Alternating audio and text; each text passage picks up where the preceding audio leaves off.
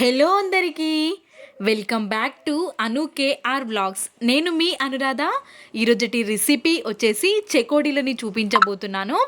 షాప్లలో మనం కొనుక్కొని తింటూ ఉంటాం కదా, అదే విధంగా మనం ఈజీగా బియ్యం పిండితో చేసుకునే ఈ చకోడీలు చాలా స్పీడ్గానే అయిపోతాయి, కరకరలాడుతూ చాలా టేస్టీగా వస్తాయి. ఒక్కసారి ట్రై చేయండి. చాలా సింపుల్గా చేసుకునే రెసిపీ. ఆయిల్ కూడా ఎక్కువగా పీల్చకుండా ఎలా చేయాలో ఈరోజటి వీడియోలో చూసేద్దాం.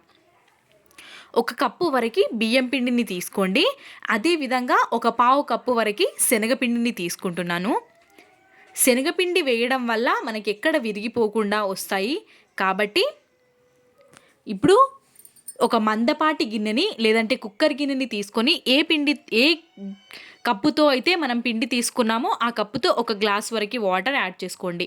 నేను ఇక్కడ పెసరపప్పుని ఒక హాఫ్ అన్ అవర్కి ముందుగా పెట్టుకున్నాను. ఒక 2 స్పూన్ల వరకు మాత్రమే పెసరపప్పుని తీసుకున్నాను. ఇప్పుడు ఇందులోకి ఒక స్పూన్ వరకు వాము, రుచికి సరిపడా కారం, రుచికి సరిపడా ఉప్పుని యాడ్ చేసుకొని, చిటికెడు పసుపుని కూడా యాడ్ చేసేసుకొని మొత్తం ఇప్పుడు మనం ఒక 2 టేబుల్ స్పూన్స్ వరకు ఆయిల్ని కానీ నూనెని కానీ బటర్ని కానీ యాడ్ చేసుకోవాలి. ఇక్కడ నేను సన్ఫ్లవర్ ఆయిల్ని ఒక 2 టేబుల్ స్పూన్స్ వరకు తీసుకున్నాను. నేను కారం కొంచెం తక్కువగానే యాడ్ చేశాను, పిల్లలు కూడా తింటారు కదా అని చెప్పి. మీకు కావాలి అనుకుంటే ఇంకా కొంచెం ఎక్కువ కూడా యాడ్ చేసుకోవచ్చు. ఇలా వాటర్ మొత్తాన్ని కలిపేసుకొని ఇలా ఉడకడం స్టార్ట్ అయినప్పుడు స్టవ్ ఆఫ్ చేసేసుకొని ఇప్పుడు ముందుగా ఇందులోకి ఒక పావు కప్పు వరకు శనగపిండిని యాడ్ చేసుకోవాలి.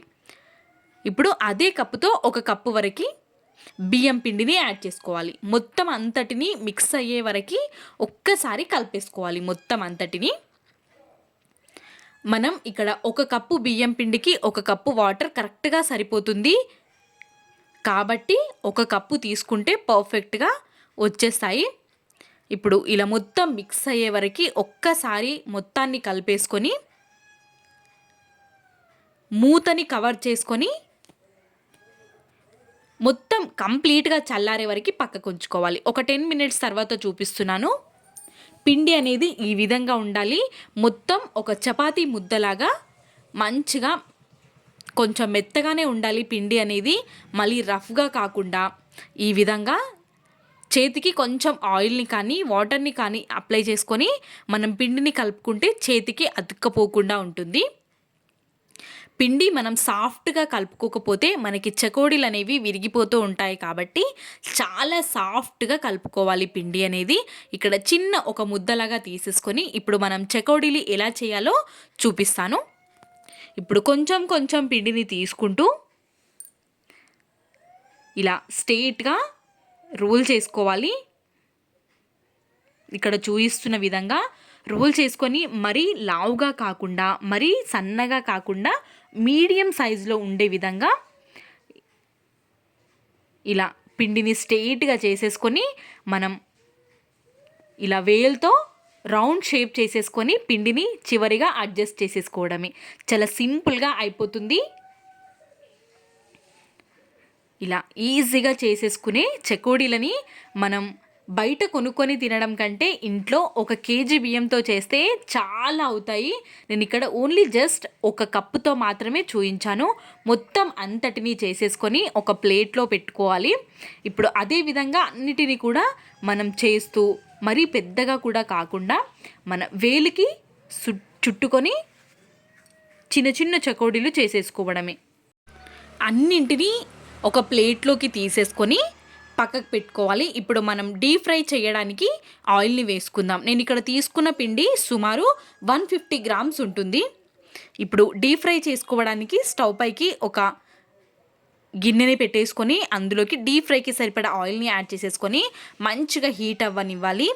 ఇప్పుడు ఇందులోకి మనం చకోడీలని వేసేసుకోవడమే. మరి ఎక్కువగా కాకుండా కొన్ని కొన్ని వేస్తూ అడ్జస్ట్ అయ్యే విధంగా మనం అప్పుడే కదల్చకుండా కొద్దిసేపటి తర్వాత టర్న్ చేస్తూ మీడియం టు హై ఫ్లేమ్లోనే చకోడీలని కాల్చుకోవాలి. ఈ విధంగానే మనం అన్ని చకోడీలని కాల్చుకుంటూ తీస్తూ మళ్ళీ ఈ విధంగా ఈ చకోడీలను తీసేసిన తర్వాత వెంటనే వేరే కొన్ని చకోడీలని వేసేసుకొని ఫ్రై చేసేసుకోవడమే. చాలా ఈజీగా అయిపోయే ఈ రెసిపీ మనం బయట కొనడం కంటే ఇంట్లోనే హెల్తీగా ఆయిల్ పీల్చకుండా ఈ విధంగా ఒక్కసారి ట్రై చేయండి. చాలా టేస్టీగా కూడా ఉంటుంది, మన బడ్జెట్లోనే అయిపోతుంది. కాబట్టి ఈ వీడియో కనుక మీకు నచ్చినట్టయితే లైక్, షేర్, సబ్స్క్రైబ్ చేయడం మర్చిపోవద్దు. మనం అప్పుడే తినడం కంటే కొద్దిసేపటి తర్వాత గాలి ఆరితే కొంచెం కరకరలాడుతూ ఉంటాయి, చేసిన వెంటనే కొంచెం మెత్తగా ఉంటాయి. కాబట్టి కొంచెం గాలికి వదిలేసి కొద్దిసేపటి తర్వాత మనం బాక్స్లోకి వెత్తేసుకోవడమే.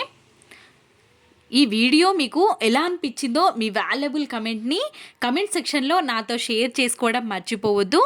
వీడియో కనుక మీకు నచ్చినట్టయితే ప్లీజ్ సబ్స్క్రైబ్ అబ్బా. ఇలాంటి మరెన్నో రెసిపీస్తో ప్రతిరోజు మీ ముందుకి వస్తూనే ఉంటాను. కాబట్టి please like, share and subscribe. Thanks for watching. Bye bye.